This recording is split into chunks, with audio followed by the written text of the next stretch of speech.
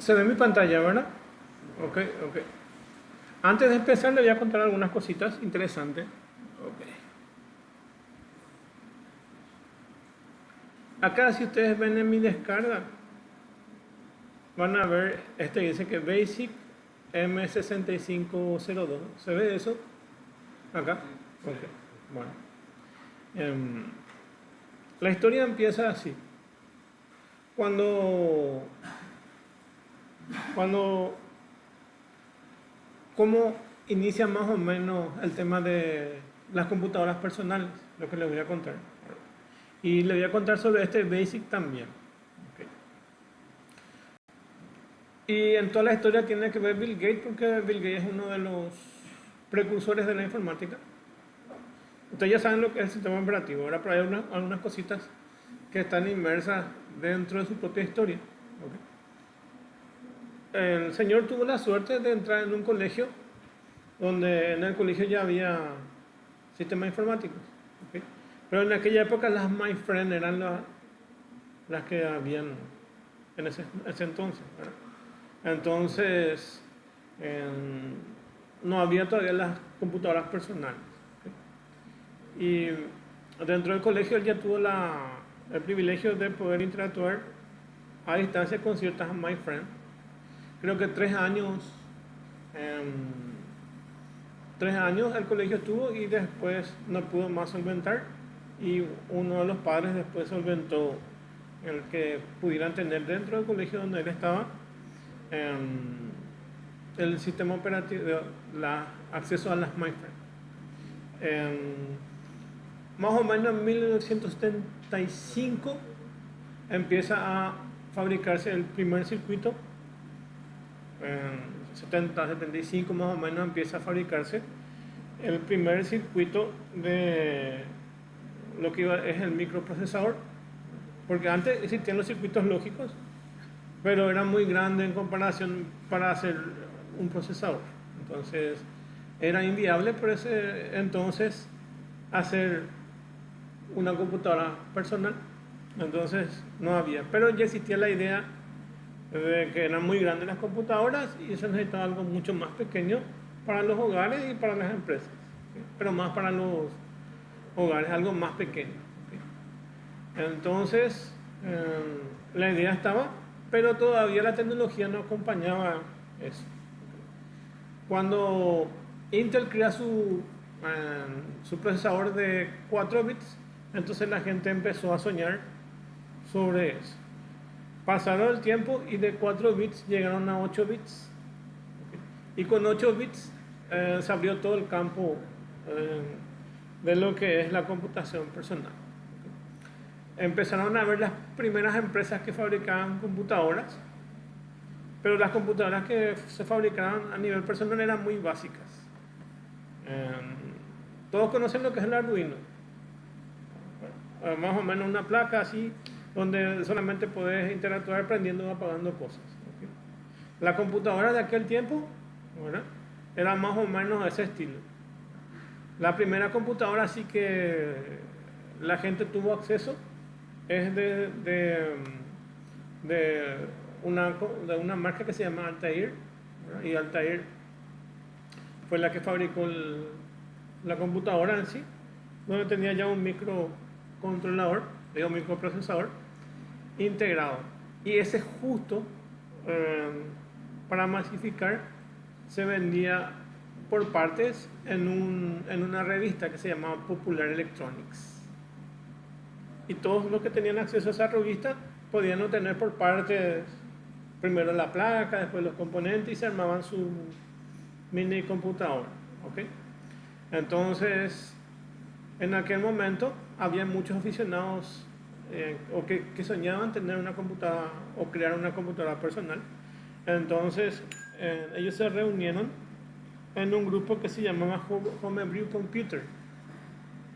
Así se llamaba, Homebrew Computer. ¿Okay? Y ellos se reunían, creo que se reunían los sábados en un local que alquilaban, que más o menos así como un cine o un teatro, alquilaban y tenían acceso a varias personas a poder tener.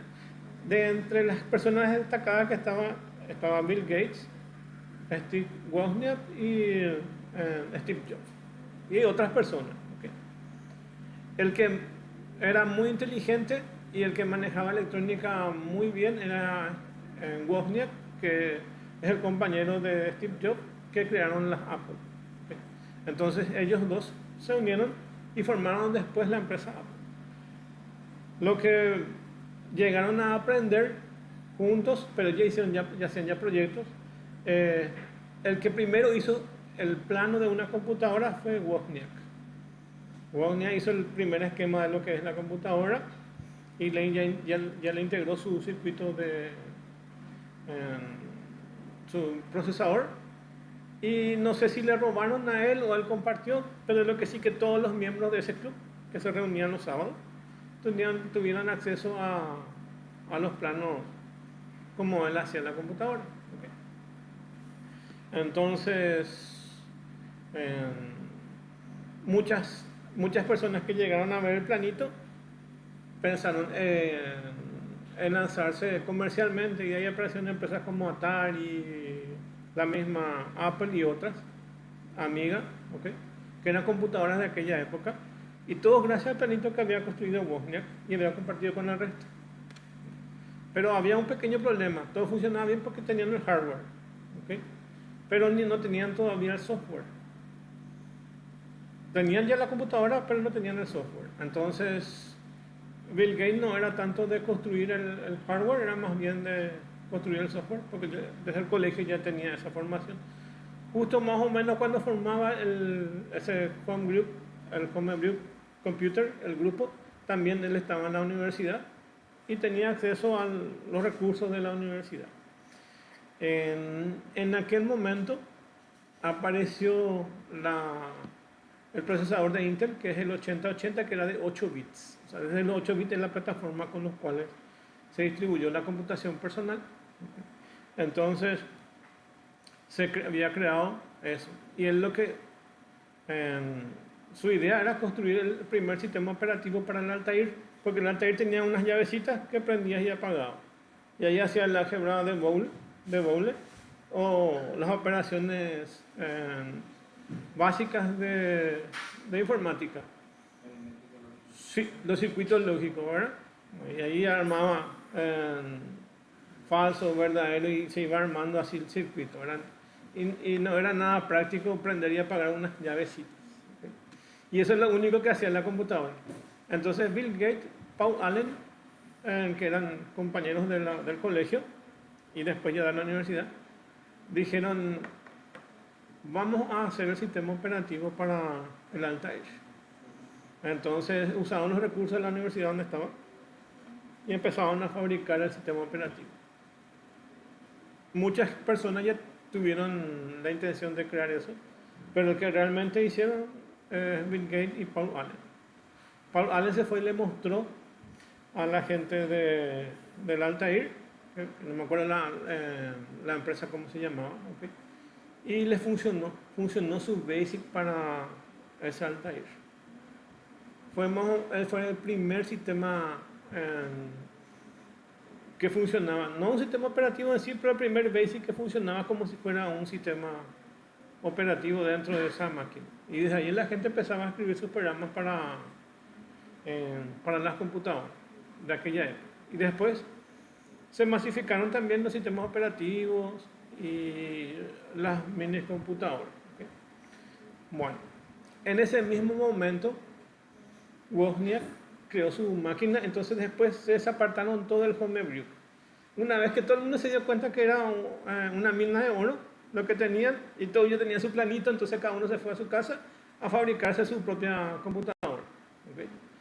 Y Steve Wozniak, que era más, ¿cómo sería?, electrónico que informático, o sea, se sentía más de hardware, entonces para que pueda funcionar su computadora necesitaba un programa, entonces él también hizo un BASIC para su Apple I. También creó su propia BASIC. Ok. ¿Qué es lo que hizo Wozniak? Es reemplazar el circuito que tenía del procesador que tenía el 80 que era del Altair. Él hizo con esta versión que ven acá, el M62, el MOS 6205. ¿Está? Entonces él reemplazó eso y le colocó a su placa eso. Y eso se masificó. Tanto que Atari y los otros todos tenían este procesador porque era más barato y es mucho, tiene una mayor capacidad. ¿Okay? Tiene una mayor capacidad. Porque el 8080 solamente tenía registros internos de 8 bits. Y este M6502 tenía internamente 16 bits. Era mucho más grande. Las prestaciones eran mayor y era más barato. Entonces, construir sistemas para esto era más potable, mejor. Entonces, se usó esto. Se masificó esto, ¿ok? Y a partir de ahí empezaron a surgir las diferentes versiones de computadoras. ¿Okay? Ahora, ¿qué tenía Wozniak en contra? Su BASIC era muy básico. Su BASIC era muy básico y no manejaba puntos flotantes. O sea, que hacía solamente operaciones como enteros como nosotros estamos trabajando, ¿verdad? Y no trabajaba con valores con coma. Sí, no trabajaba con float ni todas esas cosas. De hecho, eso surgió muchos años después, ¿verdad? Pero solamente trabajaba con funciones que hace una computadora, pero a nivel de entero. ¿Okay? Y cuando necesitaban lanzar la segunda versión, que es el Apple II, la versión ya no de prueba, sino la versión que iba a ser más comercial, necesitaban un BASIC. Y mientras Wozniak estaba trabajando ya en su segunda versión del sistema operativo, su segunda versión del BASIC, ¿okay? Steve Jobs se desespera y ve que Microsoft estaba ya muy adelante en el tema de desarrollo de software. Entonces, esa fue la primera metida de pata de Steve Jobs. ¿Okay? No le pregunta a Wozniak si él está ya viendo cómo se va a hacer el BASIC, sino él por su propia cuenta se va y habla con Bill Gates, porque todos eran amigos dentro del club y se conocían todos. Entonces se va y le habla a Bill Gates y Bill Gates le fabrica su primer BASIC con este MOS 6502, el que ven acá, este primer BASIC. Okay. Este está liberado ahora. Yo bajé ayer o anteayer bajé. Pueden buscar este y van a ver que dice Microsoft y no sé qué cosa. Okay. Está liberado por Microsoft. Okay. Entonces pueden bajar eso, parte de eso está en el ensamblador. Okay. Entonces van a ver que esto está liberado y pueden bajar.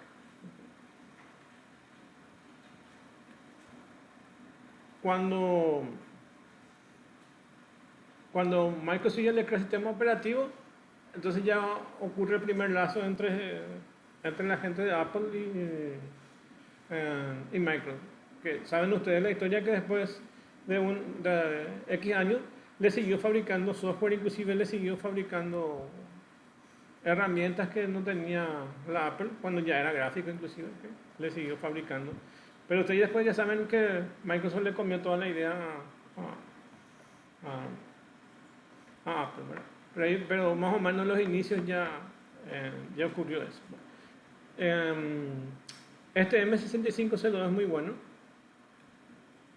En algún momento en la universidad le estaba enseñando a la gente de electrónica una materia que se llama arquitectura de computadora. ¿Okay?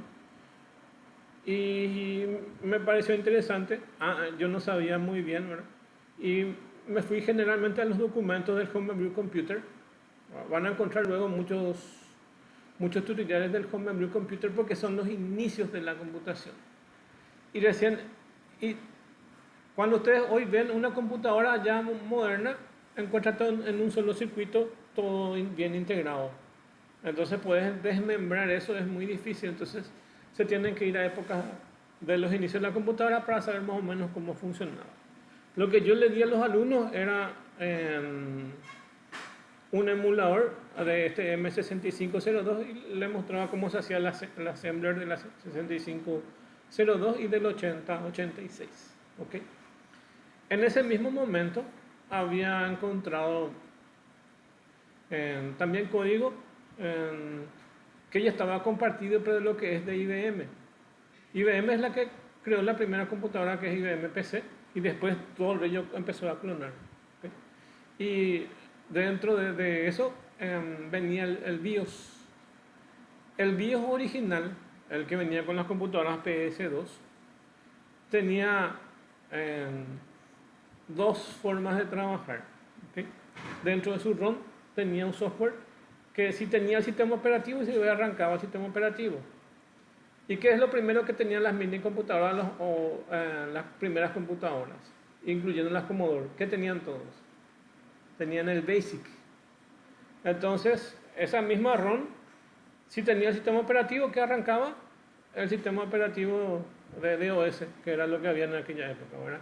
Y si no tenía sistema operativo, esa ROM levantaba algo que era muy común de los primeros desarrolladores de las computadoras, que era arrancar un BASIC. Ese código de IBM ya está liberado. Encontré en un PDF hace rato ya. ¿Okay? Este es lo nuevo. Entonces, la computación de antes, para las computadoras más pequeñas o de hogar, arrancaban todos con un BASIC. ¿Okay? Y BASIC es un lenguaje muy sencillo de usar, mucho más que C. De hecho, el lenguaje C, su entrada es con las mainframe, por otro camino. Y estas otras que tengan que ver con el BASIC empezaron a masificarse con las computadoras más pequeñas. ¿Okay? De hecho, el lenguaje BASIC, no sé si alguien conoce el lenguaje BASIC, es un lenguaje mucho más sencillo. Mucho más sencillo en su sintaxis, que se parece a lo que nosotros damos en algoritmo, a lo que se maneja en el lenguaje C. Es mucho más. Visual Basic. Ahora ya es Visual Basic, ¿verdad? Pero antes era un Basic así muy básico. Muy básico, y se parecía a esos diagramas de flujo que se enseñaba también o se usaba en aquella época. ¿Okay? Entonces, esos diagramas de flujo dibujaba a mano y luego pasaba a un lenguaje de computadora que terminaba siendo un BASIC porque se parecía más a un BASIC. Hoy en día eso no hace ya falta porque los lenguajes son mucho más estándares y tienen sus estructuras de control. Pero el BASIC también fue evolucionando. Antes los BASIC tenían los numeritos por líneas. Decía, ahora ustedes pueden escribir así un lenguaje de tiras sin ponerle unos numeritos. Antes se le ponía 10, 20, 30. Entonces cada línea tenía unos numeritos. ¿Okay? Y era mucho más complicado, inclusive porque tenían el famoso goSUB o goTo. No llegaron a escuchar eso. En informática en 1 o 2 no le explicaron eso. Que antes teníamos un vicio, porque venía de esa época, cuando la computación todavía no tenía las estructuras que hoy tenemos, como los ciclos repetir, mientras, todas esas cosas. Se usaban mucho los goTo. Y era más o menos el triangulito que ustedes ven de preguntas del lenguaje, y van a ver que después tiene una línea que va hacia arriba y vuelve a bajar otra vez. Entonces tenía unas etiquetas del lenguaje y decía 100, y después va bajando 100, 120, 130, 140, y después decía otra vez ir a la línea 100. Y así hacía su ciclo. ¿Okay? Esa era la mecánica, y por el cual se usaban mucho los goTo o ir a, entonces se iba otra vez a una línea. ¿Okay? Y recién con un sí rompías ese esquema y te ibas abajo. Todavía no estaba bien estructurado lo que nosotros conocemos hoy como programación estructurada. ¿Okay? La programación estructurada ya nos da ciertas estructuras que son comunes a ese lenguaje y a los otros lenguajes. ¿El lenguaje ese qué es? Un lenguaje ya estructurado. Ya no tiene el famoso ir a. ¿Okay? Y esos vicios en las primeras épocas de la computación era muy común. Ese ir a. ¿Okay? Van a encontrar que gente que se recibió en los 80, en los 90, que ya hay poco, ¿ok? Tenían ese vicio de manejar de esa forma. Desde que los lenguajes se hicieron más estructurados, entonces obligó a que la gente se vaya cambiando un poco esa metodología y también se haya dejado un poco de lado ese esquema de dibujar los diagramas de flujo y directamente pasar a pseudocódigo. De hecho, en las universidades optaron directamente por hacerlo ya en los pseudocódigos, ¿okay? Y muchos más avanzados, hoy en día tenemos esos pseudocódigos ya escritos con herramientas ya informáticas, con un pseudo ya lenguaje tipo BASIC, pero en español, ¿okay? Eso es lo que tenemos hoy en día. Bueno, entonces, este M6502 es uno de los primeros procesadores y tiene su lenguaje ensamblador. Y con el 80, en realidad IBM hizo una trampita. Su primer procesador fue 8086 y manejaba internamente 16 bits interno y 16 bits afuera. ¿Okay? Cuando cambió por el 8088, internamente manejó ciertas porciones con 8 bits y otras porciones manejaba con 16, pero la mayoría de las cosas se hacía con 8 bits interno y a veces cuando salían nomás intercambiaban entre ellos. En cambio este MOS no, directamente este MOS 6502 manejaba los bloques de 16 bits, o sea que podías colocar 16 bits ya directamente para enviar esa información. ¿Okay? Entonces es mucho mejor trabajar con él. Evidentemente la computación avanzó y solo en sus inicios la Apple empezó a trabajar con estos, pero después, ¿qué pasó? La evolución de los MOS no tuvo tanta relevancia y los de Intel siguieron creciendo. Intel y otros fabricantes de procesadores fueron creciendo y el MOS se estancó. Eso obligó que también Apple haya cambiado su procesador hasta cierta parte, hasta Intel. Entonces teníamos que la gente de los que creaban las clones y las IBM PC todos usaban Intel y también la gente que fabricaba Apple con sus productos también usaban Intel. En algún momento, como saben ustedes que la gente de Apple quiere ser exclusivistas, empezaron a fabricar con otras empresas, empezaron a fabricar sus propios procesadores, pero en algún momento no les funcionó y volvieron al Intel. ¿Okay? Ahora creo que se salieron otra vez de Intel, ¿okay? Y están queriendo trabajar con otra línea. La idea de Apple es poder hacer que casi todos los dispositivos puedan funcionar con el mismo procesador. Entonces el código va a ser igual a tu teléfono, va a ser el mismo código que usas en la computadora, que usas en tu smartwatch. ¿Se entiende la idea? Sí, unificar. Okay. Sí, unificar la arquitectura. Sí. A ver, ABR. ARM, sí, ARM. Sí, a la ARM es la que ellos están apuntando. Y las ARM inicialmente fueron más básicas y ellos están apostando ahora que eso vaya creciendo. Entonces, la idea es que en algún momento todos tengamos ARM, o sea, la gente y se pueda usar el mismo código. Entonces, el mismo código que se usa en los dispositivos también va a estar en las computadoras. Ese es el sueño de ellos. No me acuerdo, la gente de Apple le llegó a denominar ese como un esquema, un emblema de que en su proyecto hacia dónde se iban a dirigir. La unificación de código. Eso sería muy bueno para que podamos tener diferentes sistemas operativos corriendo con el mismo código. Ahora, ¿qué es lo que pasa? Ahora ustedes tienen que programar y eso le pasa a todas las empresas. tiene que programar diferentes versiones para diferentes dispositivos. Entonces, una empresa que va a hacer un desarrollo tiene que programar para su PC, que va a funcionar en Windows, tiene que volver a codificar para que funcione en Linux, tiene que volver a codificar para que funcione en una Mac, para que funcione en Android y para que funcione en iOS. Hay plataformas que tratan de unificar eso, pero le quitan el 70% de lo que es nativo y le deja solamente las cosas comunes, ¿okay? Y lo que es nativo queda fuera del alcance de las plataformas. Y otras empresas contratan más profesionales dentro de su empresa para que le programen solo en Android, solo en iOS y así. Entonces, o es usar lo más común de todas las herramientas en una sola, o es contratar más gente que te haga diferentes sistemas operativos.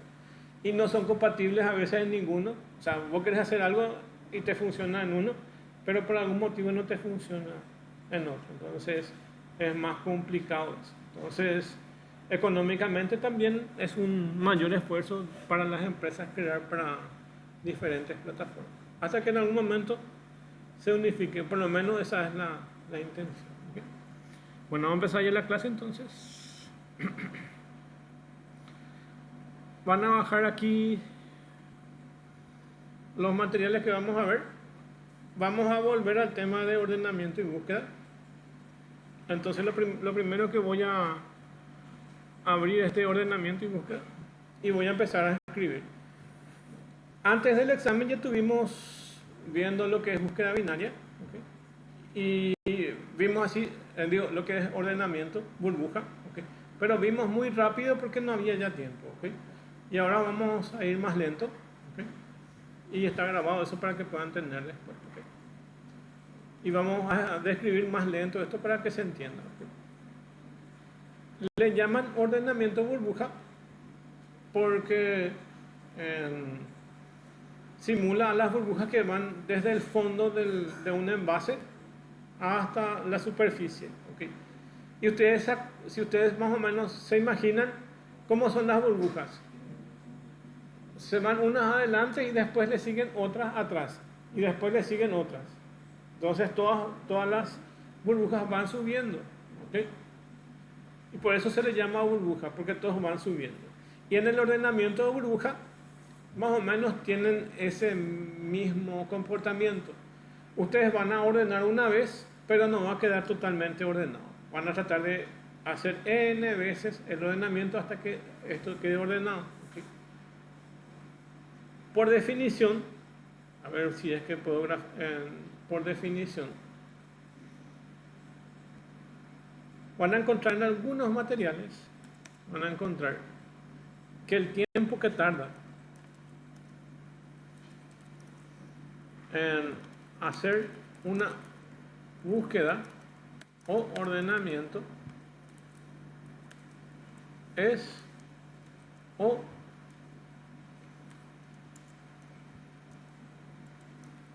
O al cuadrado. Así puedo poner, porque no tengo que buscar el subíndice.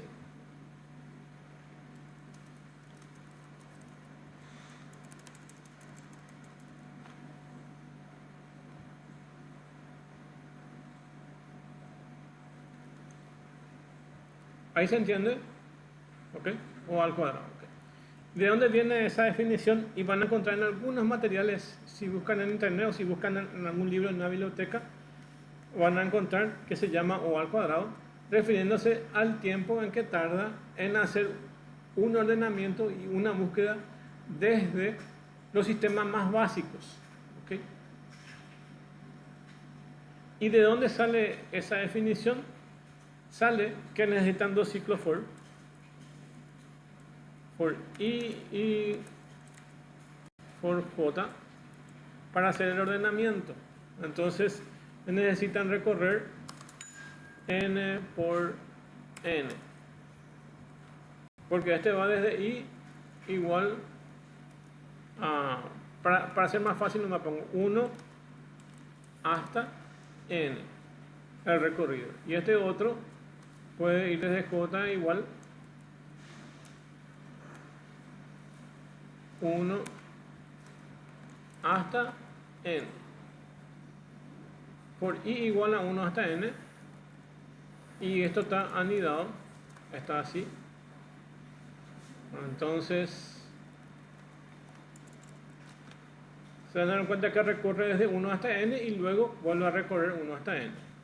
Entonces su verdadero ciclo de recorrer todo el ciclo es n por n,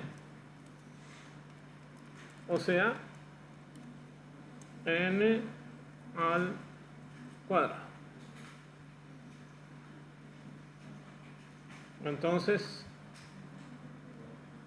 esa es la relación. Es una relación teórica, porque en la práctica va a depender mucho de la calidad del algoritmo con el cual ustedes están haciendo. Solo se refiere a más o menos que tiene que recorrer un ciclo y otro ciclo. Entonces es n al cuadrado. De ahí viene esa definición. Y ahora vamos a ver entonces cómo va a recorrer.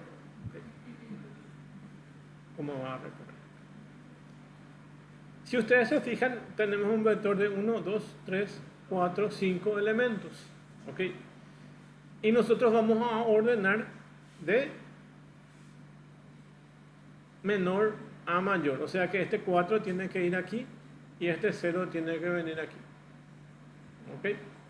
Así tiene que funcionar esto. ¿Okay? Y este algoritmo va a ordenar de a pares. Entonces va a ordenar el 4 con el 3 y va a intercambiar si tiene que intercambiar. Luego va a ir al 3 con el 2 y va a intercambiar. ¿Okay? Entonces tiene que tener ese ciclo. Si ustedes se fijan acá, tienen el primer for que va desde 0 hasta 4 y tiene incremento en i de una unidad. Luego, anidado, tienen el valor de j que va desde una posición más la de i, que sería esta otra, y va también hasta la posición de n, pero se dan cuenta que está negativo esto. Ya les expliqué eso, porque va comparando de a pares. Y acá, ¿qué problema van a tener acá cuando llegan acá? Que si ustedes comparan de a pares, ¿dónde está su otro par? No hay. Entonces por eso se pone este 1 menos 1, ¿ok? O sea, ven que en el primero sí recorre completamente, en el primer ciclo va a recorrer, pero este i sería el primer elemento y el j sería el segundo elemento. El i es el primer elemento y el j es el segundo elemento. Y aquí tenemos el problema que no va a comparar con nada. Entonces por eso le ponemos menos 1 aquí. Y hace la comparación. Si el vector de i es mayor al vector de j, entonces se va a intercambiar ese vector. Entonces este 4 va a pasar con el 3 y el 3 va a pasar acá. Okay. ¿Se entiende eso, verdad? Okay. Dicho de otra forma, vamos a ir viendo en el gráfico lo que va haciendo. Okay. Y ustedes ya tienen esto para que puedan mirar en sus casas si quieran recordar. Okay. Entra ahí dentro de ese ciclo for. Primero entra para el primer ciclo for y luego va a recorrer todos los ciclos j. Primero va a entrar en uno de i y va a entrar a recorrer todos los de j.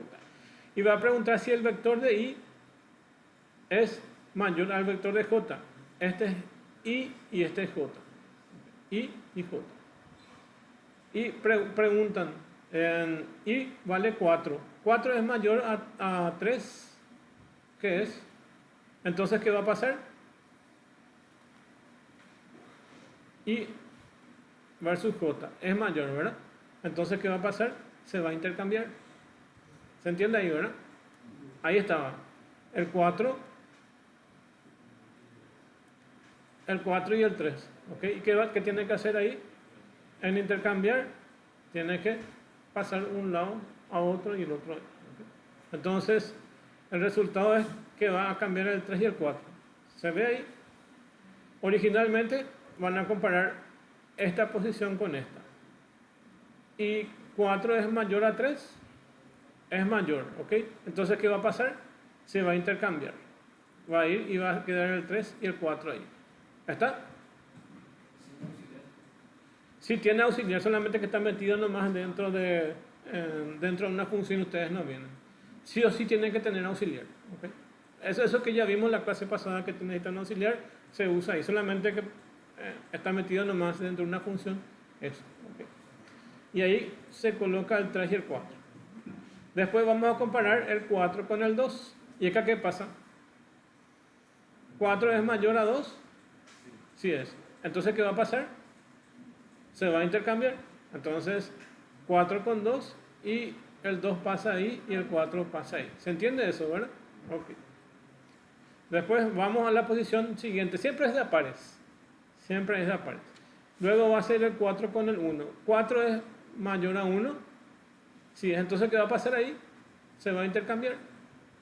Entonces, el 1 va a pasar ahí y el 4 va a pasar ahí. ¿Ya está? Y llegamos al último. Por eso tiene menos 1. Acá tiene menos 1 porque después ya no va a comparar más. Ahí va a terminar eso. Y va a comparar el 4 con el 0. ¿Ok? Y ahí, ¿qué va a pasar? También va a intercambiar. Ahí está. La pregunta sería, ¿para qué yo necesito 2 for? ¿Ok? Ahí el compañero me estaba preguntando justamente eso, ¿para qué necesito 2 for? En el mejor de los casos, en un solo recorrido ya va a estar ordenado, ¿se entiende? En el mejor de los casos, en un solo recorrido va a estar ordenado. Pero ya hicimos un recorrido, ¿se dan cuenta que ya hicimos un recorrido en I y todos los recorridos en J? ¿Y qué sigue, qué ustedes ven ahí? Que sigue desordenado. Porque el 3 con el 2 es menor. El 1 con el 0 es menor. ¿Ok? Y el 4 sí está bien ordenado. ¿Ok? Con un solo recorrido de for, si nosotros elimináramos este I, esto va a seguir estando desordenado. ¿Ok? Por eso se necesita 2 for. Después vamos a ver que se puede ordenar eso. ¿Ok? Se puede ordenar eso de otra forma, el algoritmo, para que no haga los 2 veces el recorrido de n por n. Porque se acuerdan, en el peor de los casos es n por n. En el mejor de los casos es solamente n, que es una sola recorrida y termina, ¿verdad? O en el caso más óptimo es que todo luego esté ordenado, pero sí o sí va a recorrer por lo menos una vez hasta que termine para verificar si no hay nada que cambiar. ¿Okay? En el mejor de los casos es solo un recorrido y en el peor de los casos es n por n. Por eso a este tipo de algoritmos se le conoce como o al cuadrado o n al cuadrado. Porque el tiempo que tardaría en el peor de los casos sería recorrer todo el ciclo I y recorrer todo el ciclo J. Bueno. En nuestro caso, para que el algoritmo sea más fácil, entonces hacemos que el recorrido sea n por n. Después se puede mejorar eso. Si ustedes buscan en internet van a encontrar luego mejores opciones. Yo hago de esta forma porque es la forma más fácil de recordar. ¿Okay? Nosotros no, por el momento no necesitamos optimizar. Lo importante para nosotros es aplicar ese código que ordene. ¿Okay? Hay diferentes metodologías que ustedes van a hacer como trabajo práctico. Van a encontrar al final de que ustedes pueden elegir otros métodos. Y hay otros métodos más eficientes que el de burbuja. Inclusive hay diferentes versiones de burbujas que son más eficientes que el que tenemos nosotros acá. Pero el objetivo primario es poder entender cómo es el algoritmo base y a partir de ahí se puede ir haciendo otras versiones. Sí, otras versiones mejoradas de eso. Bueno, entonces este es nuestro primer recorrido. Y ahora vamos a volver otra vez. Por eso es que le llaman burbuja, porque hacemos n veces la misma cosa. Y ahora vamos a hacer otra vez el mismo proceso. Vamos a empezar desde el inicio y vamos a comparar. 3 con 2, ¿qué les parece? ¿Qué va a pasar ahí? ¿Se va a intercambiar sí o no? Sí. El 2 pasó ahí y el 3 pasó ahí. Después vamos a comparar otra vez a pares. El 3 con el 1 va a seguir cambiando, ¿ok? 3 con 0 también, ¿ok? Y el 4 con el 3 dice, al no cumplirse la condición no se intercambian los valores. Porque 3 y 4 ya están ordenados de mayor a menor, ¿ok? Entonces no pasa nada. Pero hay cosas que hay que ordenar todavía, sí. Por ejemplo, el 0 tiene que ir hacia la izquierda. El 1 tiene que ir... El 1 se va a quedar ahí, creo, ¿verdad? Y el 2 se va a mover hacia allá. Sí, pero todavía está desordenado y este algoritmo hace solamente de a pares. Ok. Y volvamos otra vez. 2 con el 1 va a seguir moviéndose ahí. Ok. El 2 con el 0 va a seguir moviéndose ahí. El 3 con el 4 ya no le requiere. ¿Ok? Y vamos otra vez. ¿Está ya ordenado completamente? No. Entonces vamos a empezar otra vez el ciclo. ¿Ok? 1 con 0, sí. 2 con 1, 2 con 3, 3 con 4. Ahí está ordenado, ¿ok? Pero nuestro algoritmo es tan malo que va a ser n por n hasta que termine el ciclo de J, ¿verdad? Entonces va a seguir viendo. Y dice, para intercambiar se hace de la siguiente manera, ¿ok? O sea, lo que les quiero decir es que va a seguir recorriendo hasta que terminen los dos ciclos, ¿ok? Lo que se suele hacer es colocar una bandera que al inicio pone no ordenado y cuando encuentra que ya recorrió todo y todo está ordenado, entonces cambia de valor la bandera. Entonces hace que el ciclo fuerza salir del ciclo. Entonces tenemos y ya no hace el recorrido n veces. ¿Qué pasa? ¿Qué pasa si este ejemplo está desordenado propósitamente? Está desordenado a propósito para mostrar que se mueve una vez, que se mueve otra vez y que se mueve otra vez, ¿verdad? Pero ¿qué pasa si está totalmente ordenado o parcialmente ordenado? Con una sola pasada, probablemente ya, si el algoritmo podemos usar una bandera, ya vamos a decir está ordenado y que salga fuera del ciclo. Entonces ya no íbamos a recorrer n por n. ¿Okay? Eso sería una solución. ¿Okay? Bueno, ¿y qué hay dentro de intercambiar? Eso que ya vimos nosotros antes del examen. ¿Okay?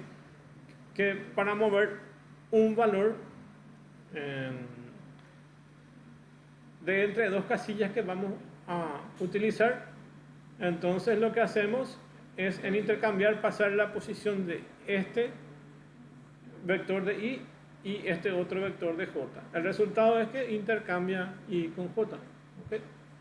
Y para hacer eso, entonces el vector de i carga en una variable que es temporal, el vector de i le cambia el valor de j y el vector de j le cambia el temporal. ¿Okay? Esto es estándar siempre, o sea que esto hay que aprender de memoria, o por lo menos quitarle una foto visual y tratar de mantener eso, que siempre va a ser así. ¿Okay?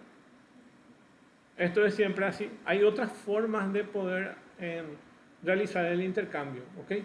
Pero esto es lo más normal y lo más eficiente. Porque esto no solamente hace el intercambio de valores numéricos, sino que si ustedes ordenan letras o palabras, les va a seguir igual ordenando, ¿ok? Imagínense que en vez de números tengan que ordenar letras, A, B, C, D.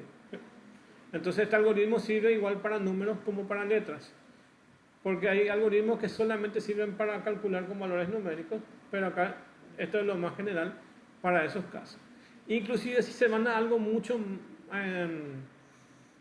más abajo de cómo se haría con punteros o cómo se haría en ensamblador, el mecanismo es el mismo. O sea que esto es un algoritmo que se aplica siempre que haya que intercambiar. ¿Okay?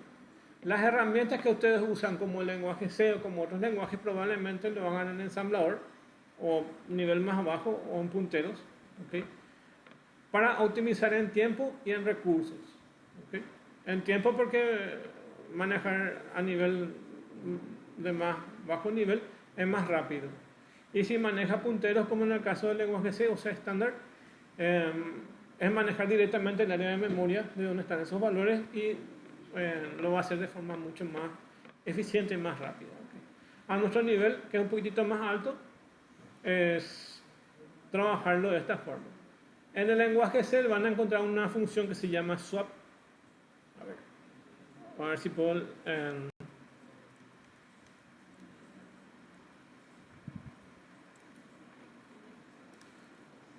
esa función que ustedes ven que se intercambia, ¿ok? Hay una función en lenguaje que se llama sort. Y en sort le van a pasar el vector y él les va a ordenar, ¿ok? Y hay otra función que se llama swap y le pasan x1 y x2, ¿ok? Y él les va a intercambiar. Ya existen estas funciones y son utilizadas, ¿ok? Pero nuestro objetivo no es utilizar esto, nuestro objetivo es poder,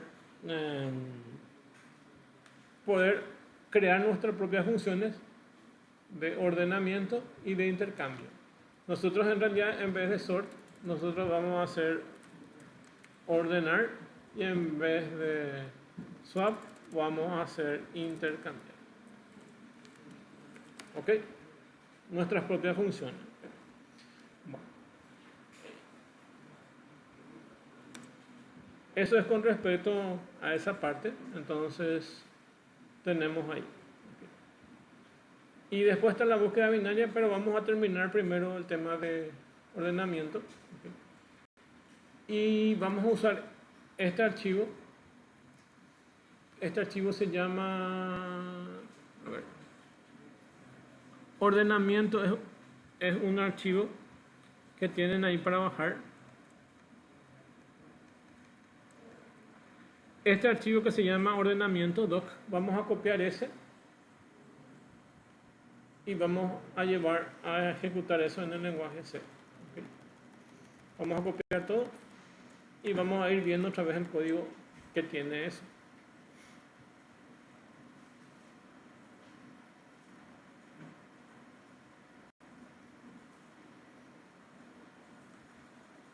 Nuevo proyecto.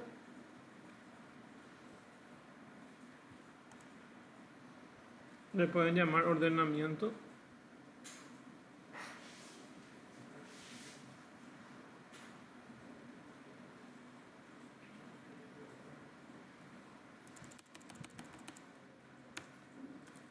Ordenamiento. Lenguaje C++. Aplicación de tipo consola. Y vamos a crear un nuevo proyecto ahí. Okay. Y vamos a reemplazar el código que está en el Word por este que está acá.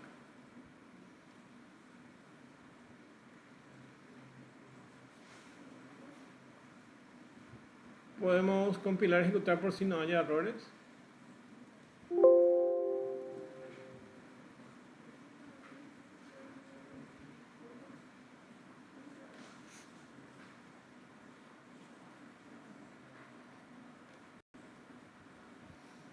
Y van a ver que nuestro vector tiene desde el número 1 hasta el número 10, pero nosotros queremos ordenar de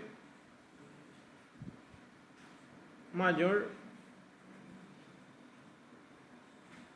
a menor, ¿ok? Ah, otra cosa, antes que me olvide. Si yo me voy acá en mi presentación, van a darse cuenta que la pregunta es I mayor a J. ¿Ok? Este está haciendo un ordenamiento de mayor a menor. ¿Se entiende eso, verdad? De mayor a menor. Entonces todo va a estar ordenado hacia el menor. ¿Ok? Si yo quiero hacer si yo quiero invertir eso, que se ordene los números mayores hacia los menores. O sea que en vez de 0 y 1 que está aquí al inicio, vaya 0 y 1 acá y el 4 y el 3 esté ordenado así. ¿Cómo tengo que cambiar mi pregunta aquí? Si vector de I es mayor a vector de J, entonces está ordenando de mayor a menor. ¿Ok? Se desconectó, parece.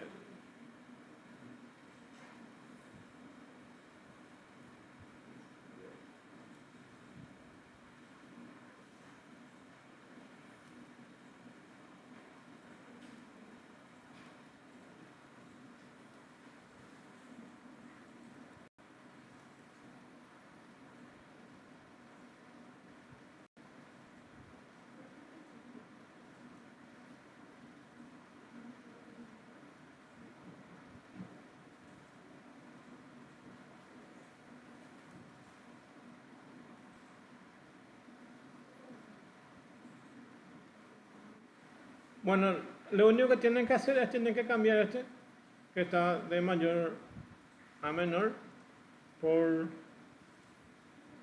¿dónde encuentro? La dirección de la pregunta, ¿ok? ¿Se entiende eso, verdad? De mayor a menor o de menor a mayor, ¿ok? ¿Se entiende eso? ¿Ok? Eso es lo que me faltó decirle antes de que se me pase. Le explico, porque a veces le puedo pedir ordenar de mayor a menor o de forma inversa.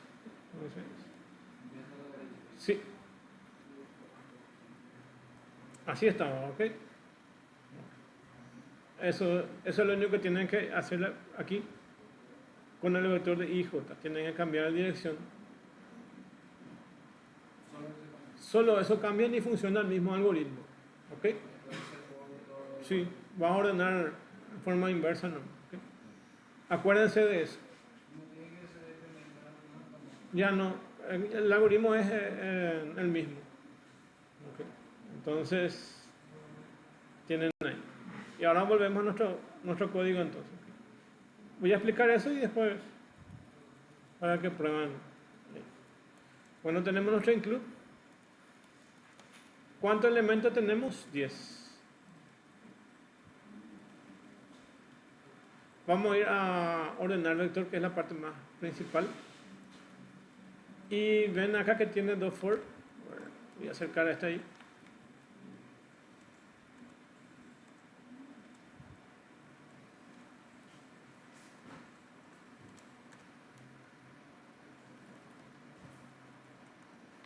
Este es el algoritmo, como ven ahí. Tienen el primer índice que va de i desde 0 hasta menor a n, o sea que va hasta n menos 1, ¿okay? Y con incremento en 1 en i. Y j empieza en 0 también, pero menos una posición de n. ¿Ya se acuerdan por qué eso, verdad? Porque cuando va a comparar siempre compara de a pares. Y el último va a quedar huérfano. Entonces, para que no compare con nada, entonces le restan 1 a eso.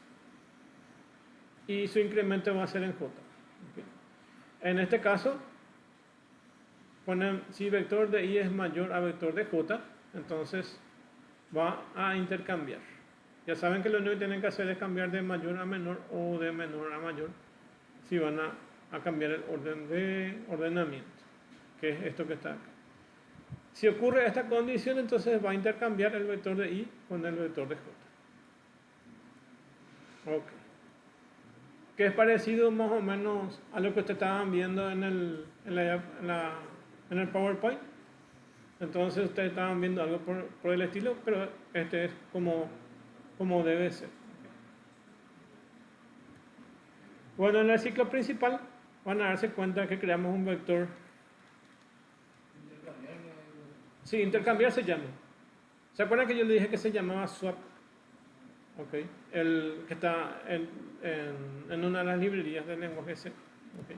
Y acá se llama directamente intercambiar. Okay. Lo hice a nivel de funciones para que se pueda entender más. Podríamos hacer, de hecho podemos hacer un algoritmo mucho más largo, ¿verdad? Pero esto está encapsulado y ustedes ven que está dividido en partes. Intercambiar creo que está acá arriba. A ver, acá está. Voy a mostrarles después. Okay. Ese es intercambiar. Este es imprimir vector. Pero vamos a ir primero por la parte de ordenamiento, que es la parte principal. Entonces, para ordenar necesitan dos ciclos desde, que en este caso usa i y luego usa j. Y acuérdense que siempre va una posición menos. Y luego tienen que preguntar acá si el vector de i es menor que el vector de j. Okay.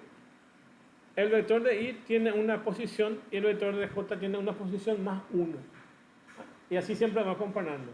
Una posición esta con esta. Si se mueve esta, se mueve a la otra. Entonces, van a darse cuenta. I empieza en 0 y j En este caso también empieza en 0, pero podíamos haber colocado 1 directamente acá. ¿Ok? Bueno, entonces va a comparar I con J y va a intercambiar si es que hay algo que cambiar. Va a cambiar la posición de esos vectores. Bueno, siempre es una posición adelante y otra a la siguiente que le continúa. En el main vamos a precargar nuestro vector que va desde 1 hasta 10. Y luego vamos a imprimir el vector para ver, antes de ordenar, vamos a ordenar el vector y vamos a ver el vector ordenado. ¿Okay? Tener de esta forma nos ayuda a entender mucho más el código, porque ¿qué es lo que ustedes ven aquí? ¿Qué ven ahí? En el main. Ven que se carga el vector, después ven que se imprime el vector que se creó, luego ordenan ese vector y vuelven a imprimir ese vector ya creado, o sea, ese vector ya ordenado. ¿Okay? ¿Y qué ventaja tenemos? Que estamos utilizando la misma función de imprimir vector, tanto para el vector original como para el vector cambiado. ¿Okay? Entonces, si ustedes encapsulan eso dentro de una función, entonces van a escribir solamente una vez el código para imprimir y pueden imprimir ya sea lo que quieran ahí, cualquier tipo de vectores que le pasen ahí antes y después del cambio. ¿Okay? Entonces esto está metido en función. Vamos a ver qué tiene imprimir vector. ¿Qué tiene que hacer imprimir vector? Simplemente recorrer el vector e ir imprimiendo todos sus valores. ¿Mm? ¿Cuál? ¿Cuál?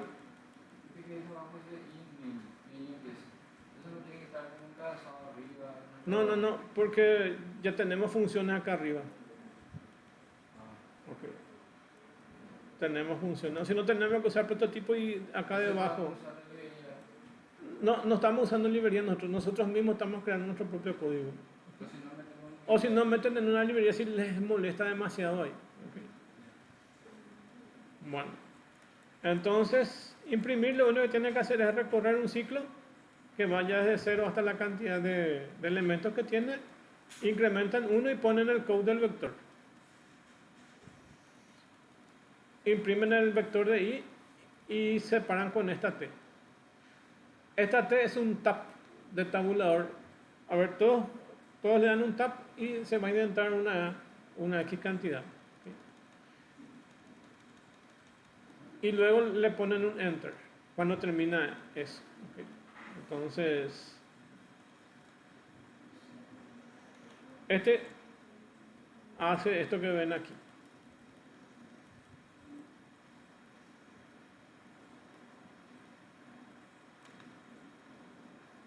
Yo le omití nomás la llave que está acá, pero en realidad van a ver que este for recorre n veces y está colocando todos los valores del vector, y en vez de poner comillita en un espacio le pongo barra t, que es como un tab que le deja entre números y números. ¿Okay? Entonces va a imprimir, no sé qué orden, cómo estaban los valores, 1, 2, 3, así estaban, ¿verdad?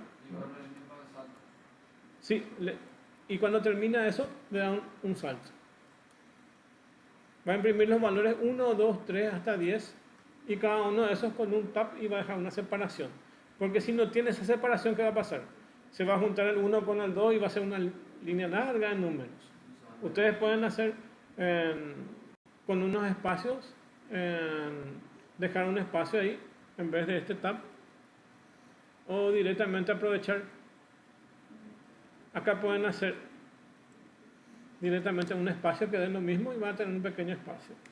O aprovechan este carácter especial que es un tab y le va a dejar como 5 espacios, 5 o 6 espacios. En este caso deja 5 o 6 espacios y al término de recorrer todo ese vector hace un enter, entonces hace una nueva línea, porque después ¿qué tiene que pasar? Después yo tengo que ordenar y mostrar el nuevo valor, porque si no va a imprimir el vector viejo y el vector ordenado todos juntos si no tiene esa separación de línea. Entonces yo le estoy forzando con este code después del recorrido a que me imprima un NL o directamente este carácter. Estos caracteres se usan mucho en el lenguaje C estándar. Sí, new line o NL. ¿Verdad? Esto ustedes pueden usar al estilo C++ o al estilo C.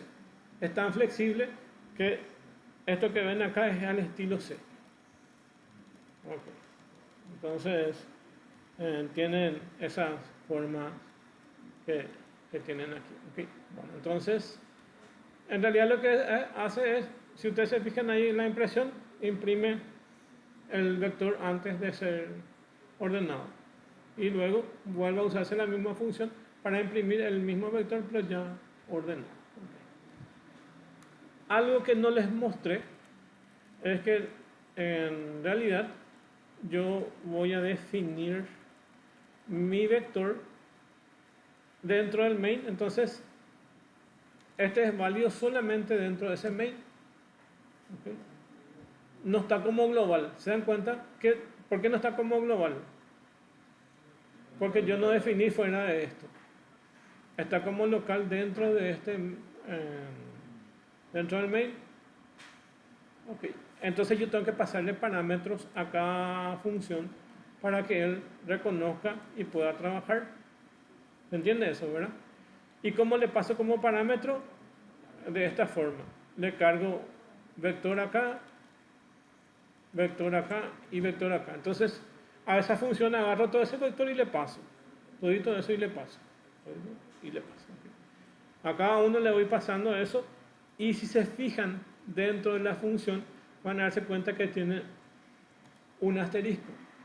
Van a darse cuenta que ordenar tiene int, asterisco vector, ¿okay? Y imprimir tiene la misma forma, ¿ok?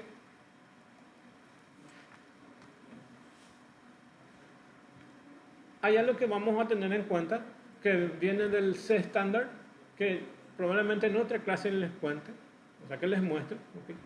Hay tres cosas que el lenguaje C hace estándares, ¿okay? Y que son la misma cosa, ¿okay?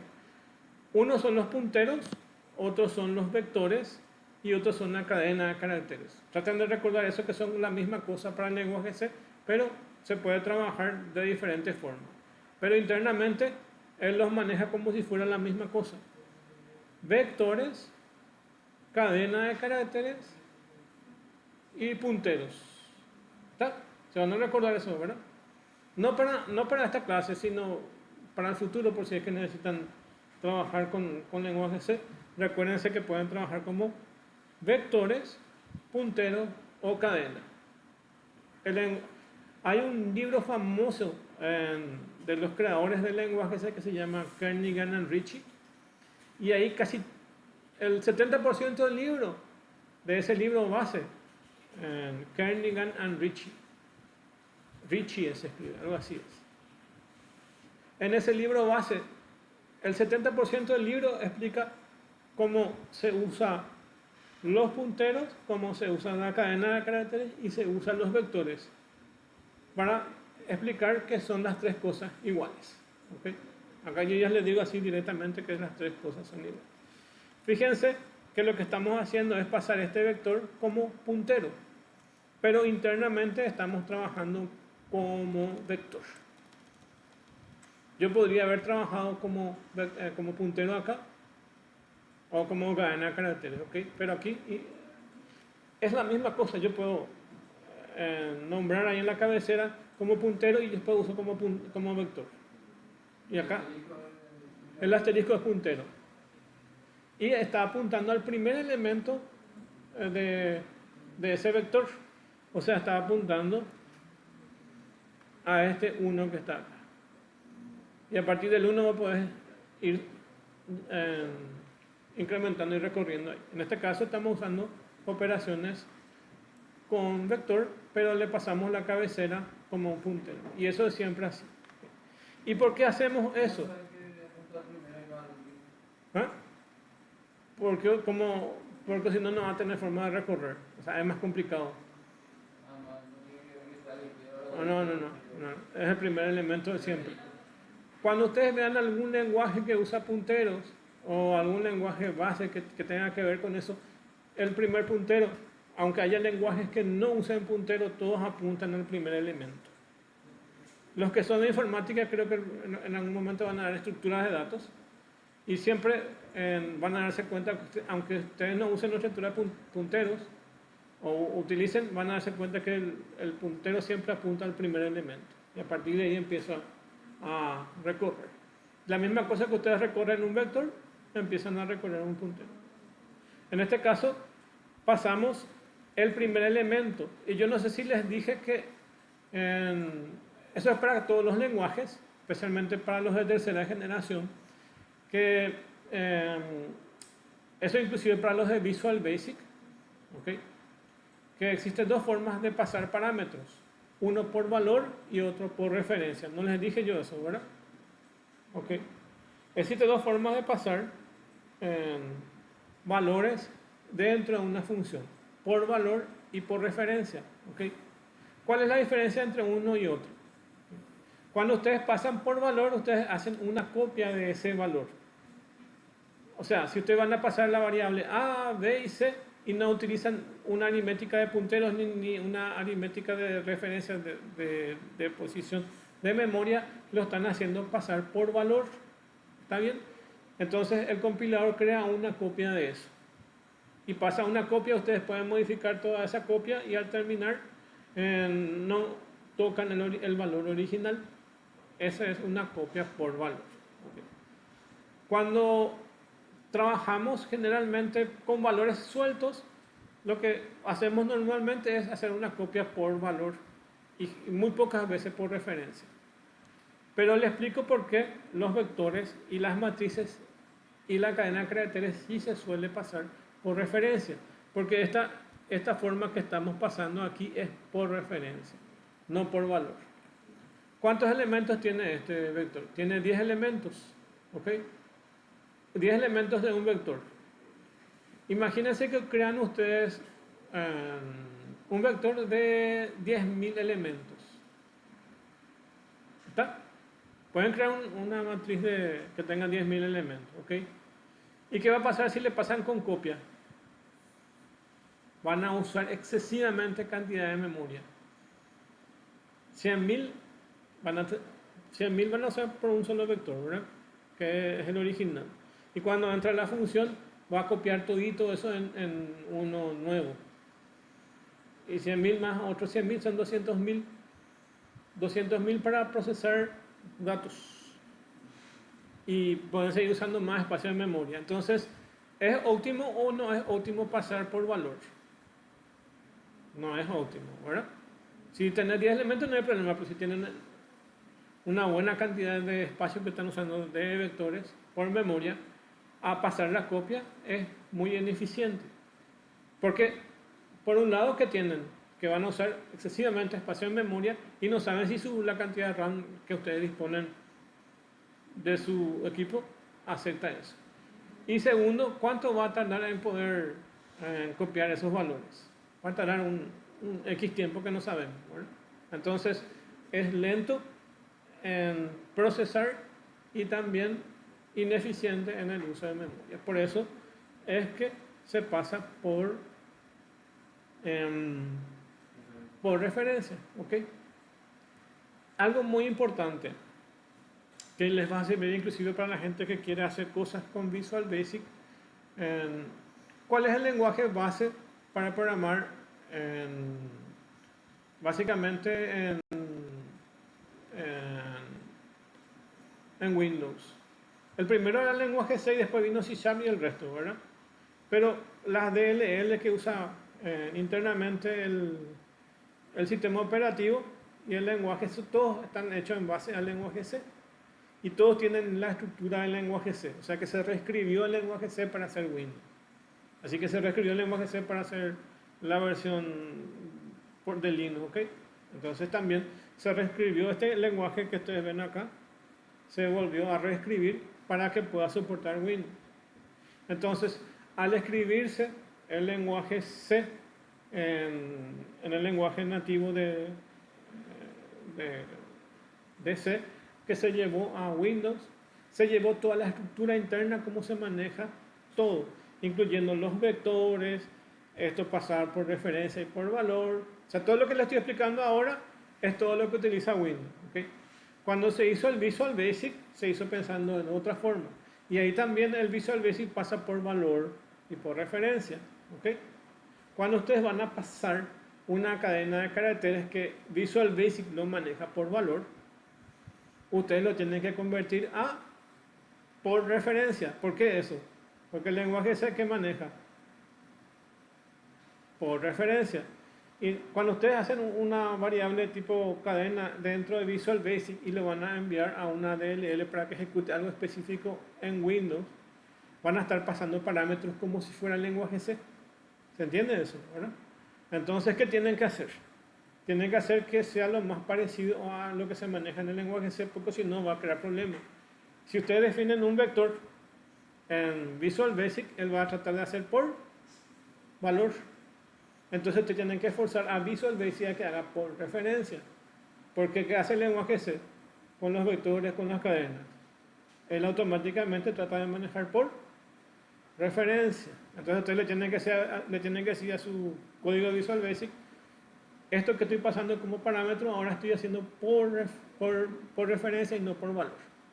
Entonces ya ven ahí que todo se va aportando a cómo es la estructura del lenguaje C.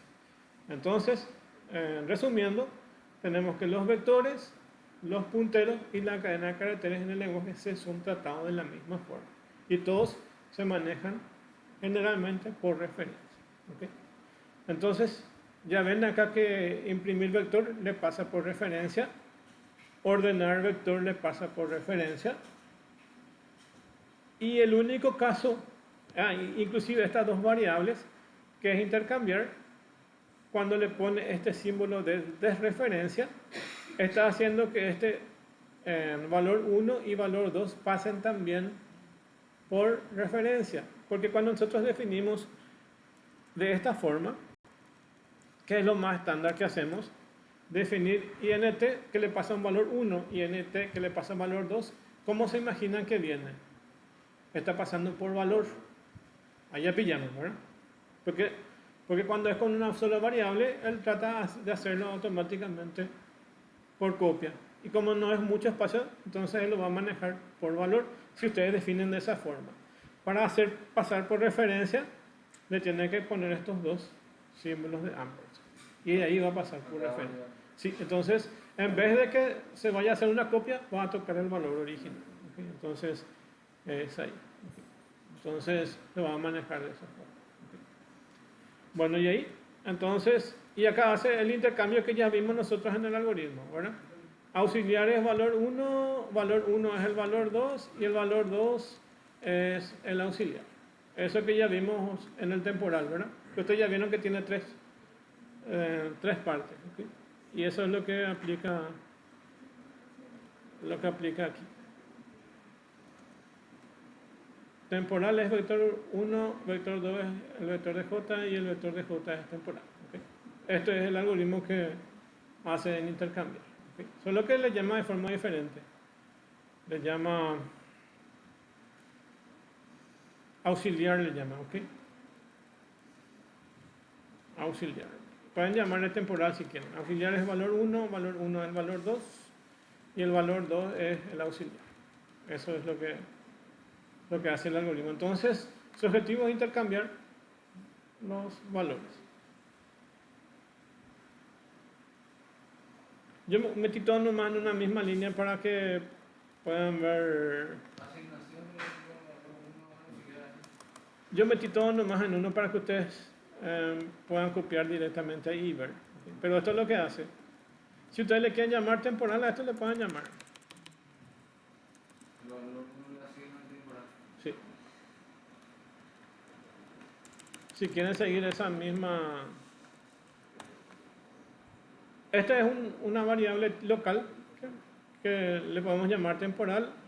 Valor 1 le cargan a temporal, el valor 2 le transfieren a valor 1 y el temporal le transfieren al valor 2. Da lo mismo. Y ahí va a ser la propiedad intercambiar. ¿Okay? Y luego tienen el ordenar vector, que ya saben qué es lo que hace. Recorre un ciclo, otro ciclo de intercambio. Y dentro del main van a darse cuenta que primero carga los valores, luego imprime el vector original, luego ordena ese vector y imprime el vector resultante. Y ahí podemos ejecutar esto y ver cómo es lo que hace eso. ¿Okay? Entonces ven que ponen los valores originales que van desde el 1 hasta el 10 y el ordenado que va en forma decreciente. Va desde el 10 hasta el 1. ¿Okay? Entonces eso es lo que ven ahí del resultado.